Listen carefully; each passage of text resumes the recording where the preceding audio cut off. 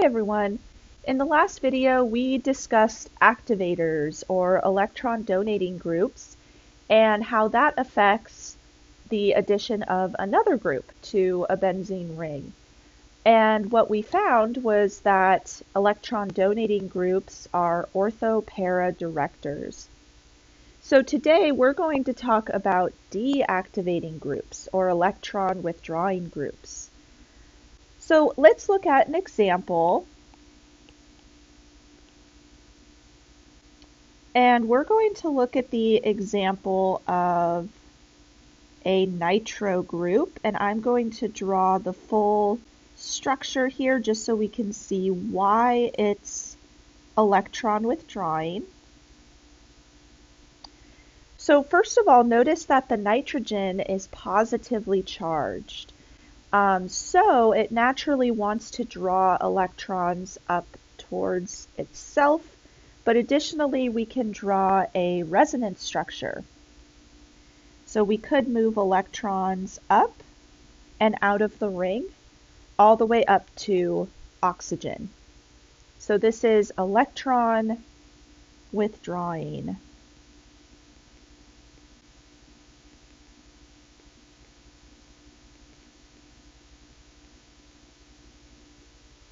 Okay, so what kind of effect would that have on the addition of a second group to the ring? So let's say we wanted to add another nitro group.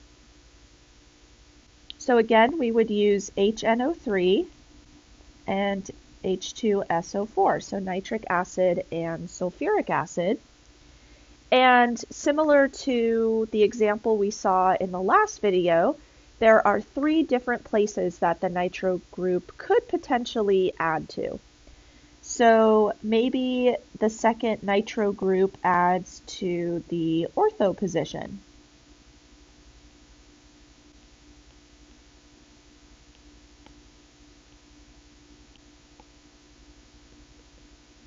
Or it could add to the meta position.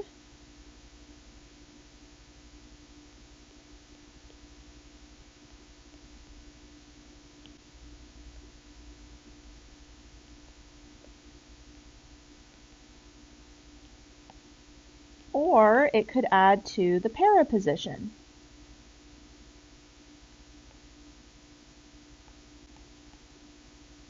I think I mixed up my colors from last time, but that's okay. I'm just trying to show the differences here.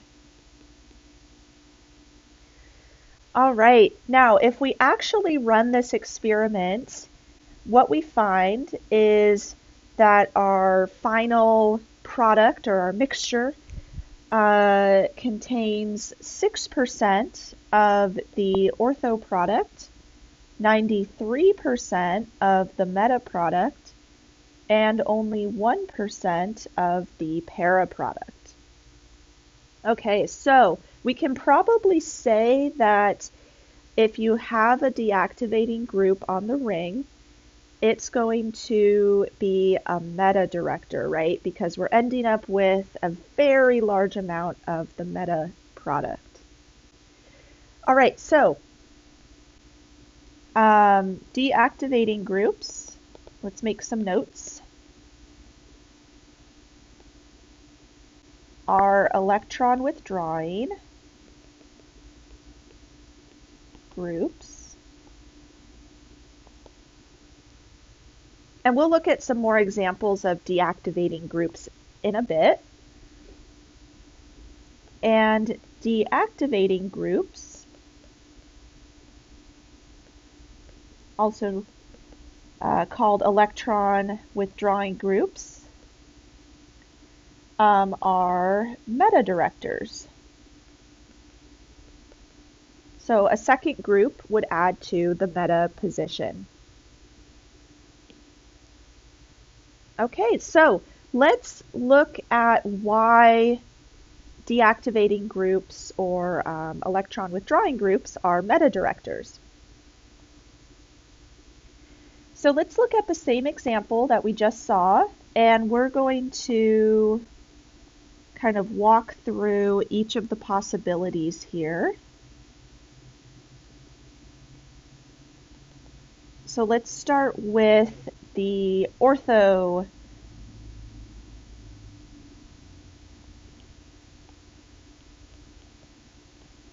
product, and let's also draw our arrow pushing mechanism there. Okay, so we're going to form a sigma complex.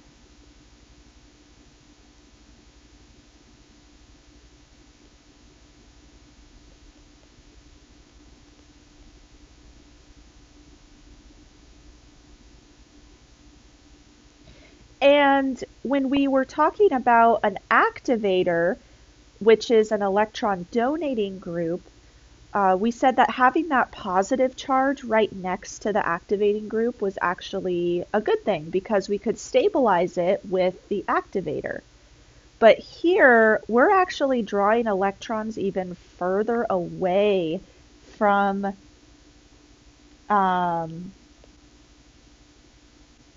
that positive charge. And that's going to destabilize the sigma complex, the intermediate.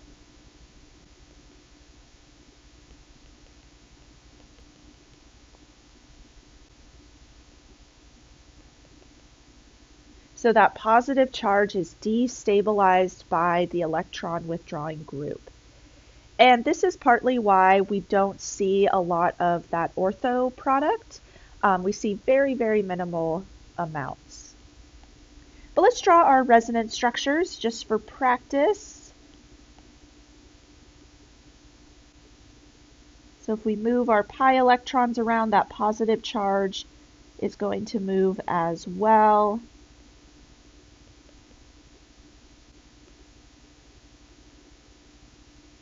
And we can move electrons one more time.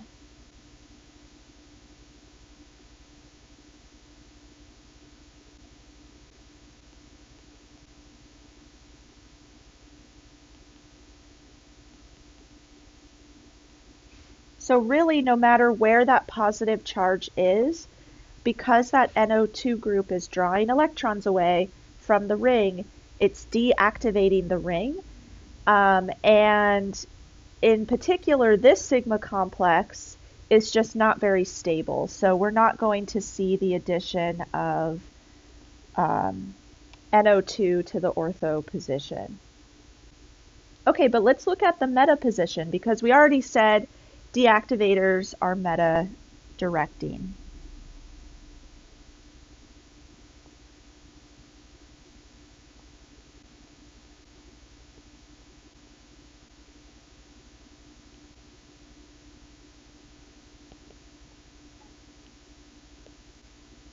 Okay, so we're forming our sigma complex here.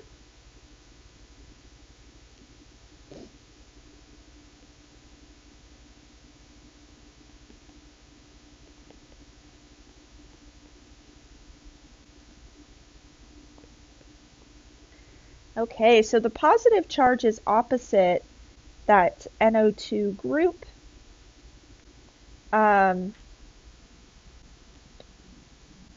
Let's try to see where else this positive charge is on the ring. So we're going to move our pi electrons around and draw these resonance structures similar to before.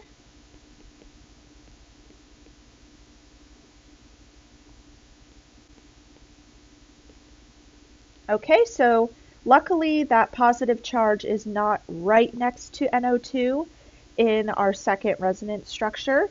Let's see where it will be after we move our last set of electrons around.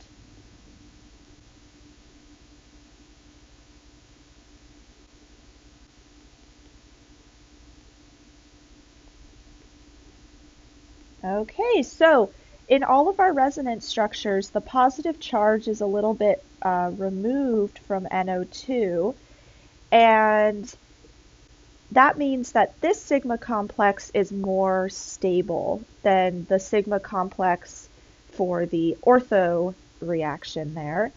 So let's just make a note that this is more stable, and we'll just write sigma complex here. And again, it's more stable because that positive charge is not right next to the electron withdrawing group. All right, and let's look at our last scenario, our para position.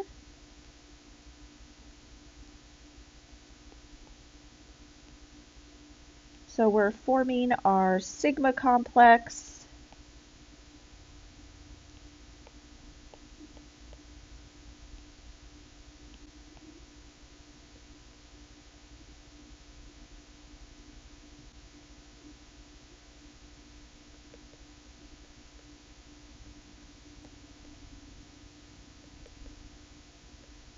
All right, so the positive charge right now is not near the electron withdrawing group, but let's draw our resonance structures and see where that positive charge will exist.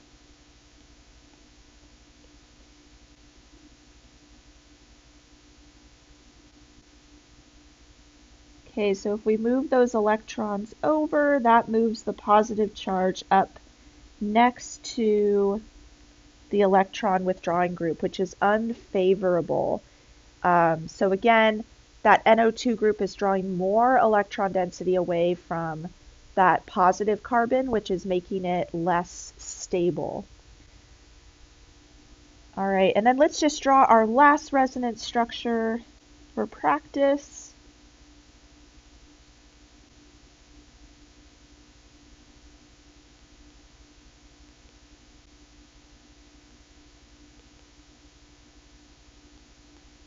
All right.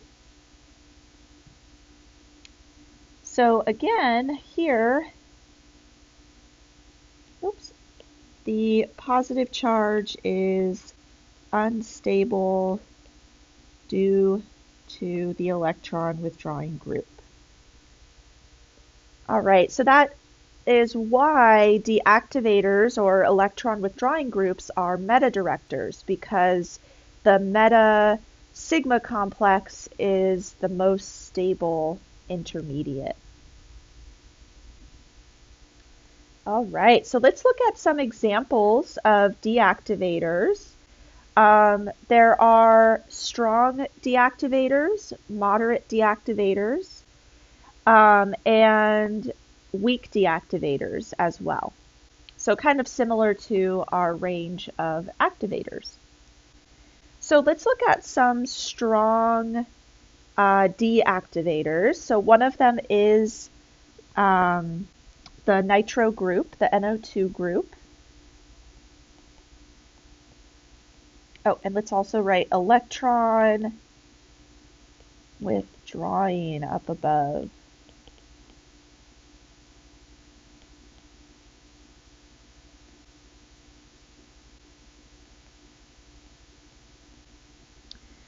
All right, another strong deactivator is, let's see, an ammonium salt. So that's where we have a nitrogen bonded to 3 other alkyl groups.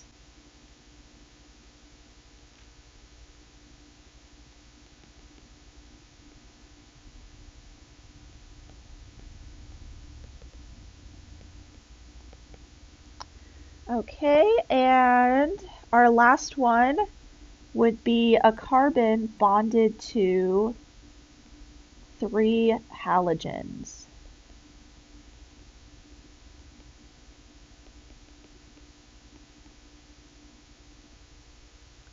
All right, so we already saw why NO2 is a strong deactivator, but let's just draw all of the resonance structures for that nitro group. So we're just going to draw the full Lewis structure here.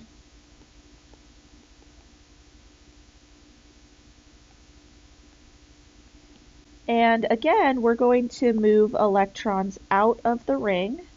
and up towards nitrogen and oxygen.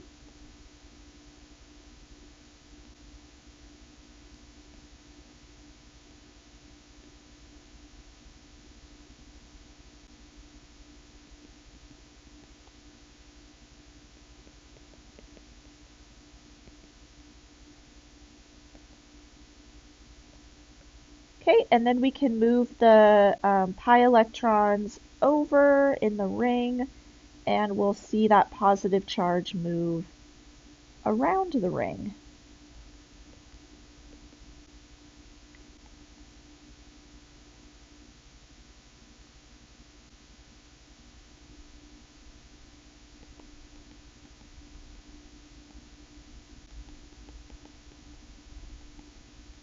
Okay, and one last time.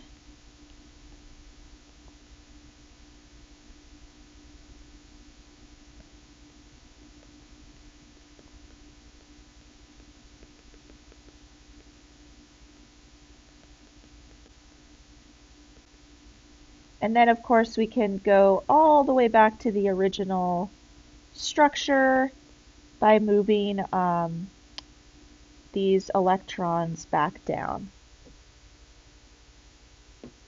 All right, so notice that the positive charge is on the ortho and para positions.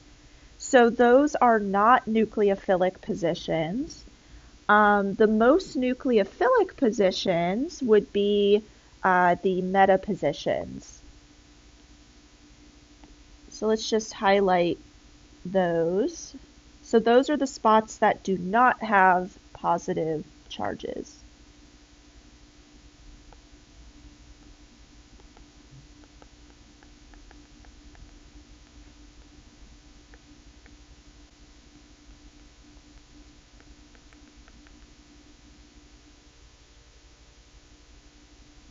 Okay, so now what about the ammonium salt? Why is that a strong deactivator?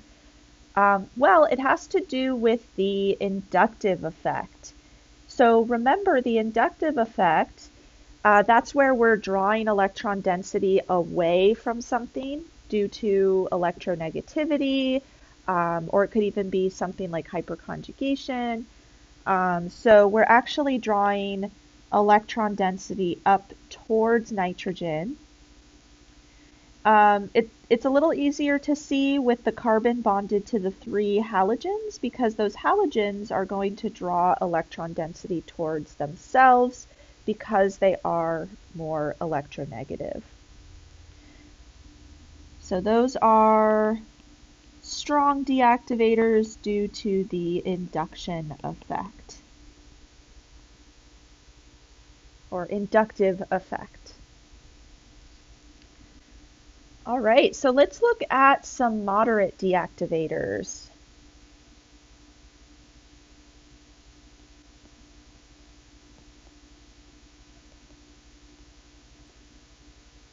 Okay, so moderate deactivators tend to have a double or a triple bond on the group that's attached to the benzene ring.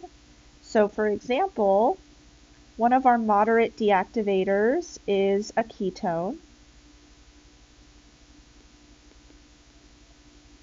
Another one is an aldehyde.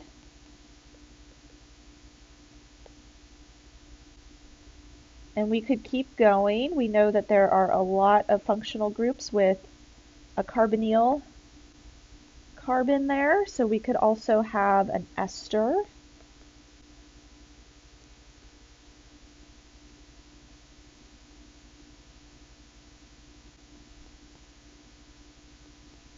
Or an amide.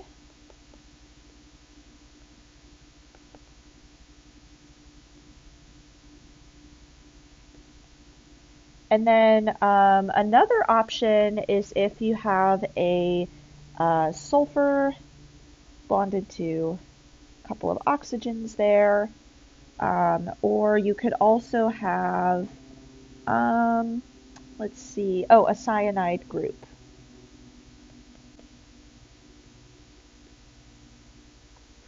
Okay.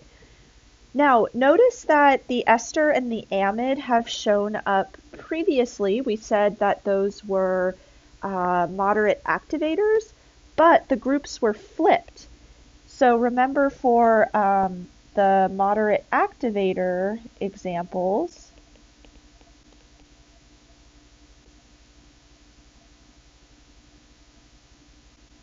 oops, we had, for instance, the oxygen on our ester closer to the ring, whereas on our deactivator, it's further away from the ring. So just something to note. All right. And the same goes for the amide. The nitrogen was closer to the ring in the activator example, and here it's further away from the ring in the deactivator example. Okay, so let's talk about why these are moderate deactivators. So notice that there's a resonance structure where we can move electrons away from the ring and up towards that oxygen. So that's the same for the ketone, the aldehyde, the ester, as well as the amide. And then we can show the same thing for our sulfur group. And let's see, the cyanide group, we can move electrons over to nitrogen. Okay. So now let's talk about our weak, well actually, we're going to talk about halogens, which are an exception to some of our rules that we've talked about previously.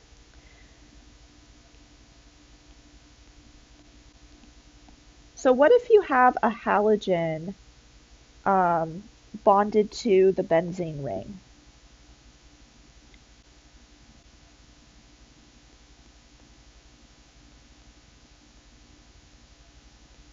Would that be deactivating or activating?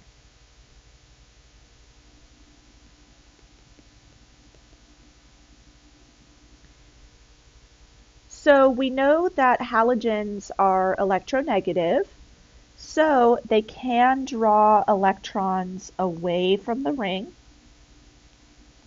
So if they're drawing electrons away from the ring, that means that they're deactivating. And because it's just through the inductive effect, these would be fairly weak deactivators.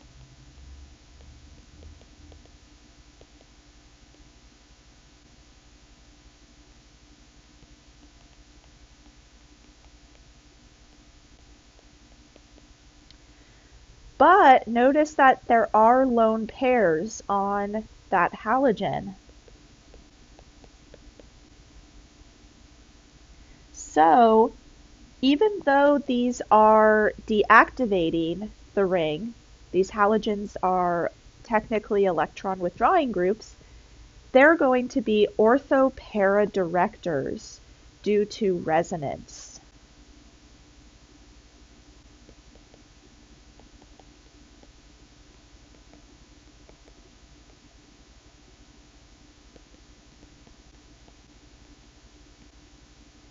So they are not meta-directors like we would expect.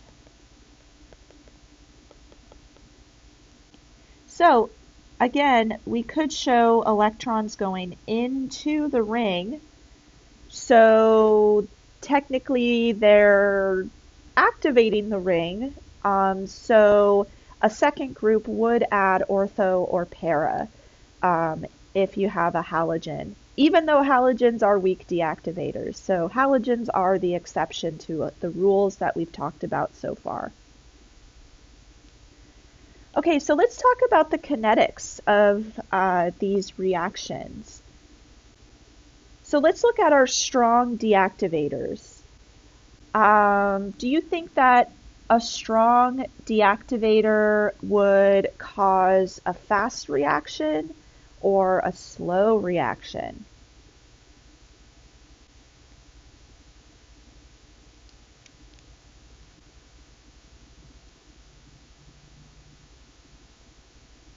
So this is actually going to cause a slow reaction because the ring is deactivated. So it's not as strongly nucleophilic as a case where we have an activator. So let's just make a note that these are slow reactions.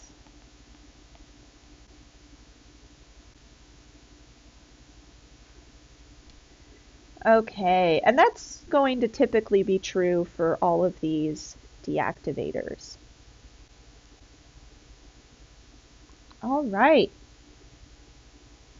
So to summarize, this chart can be found on the Canvas website under modules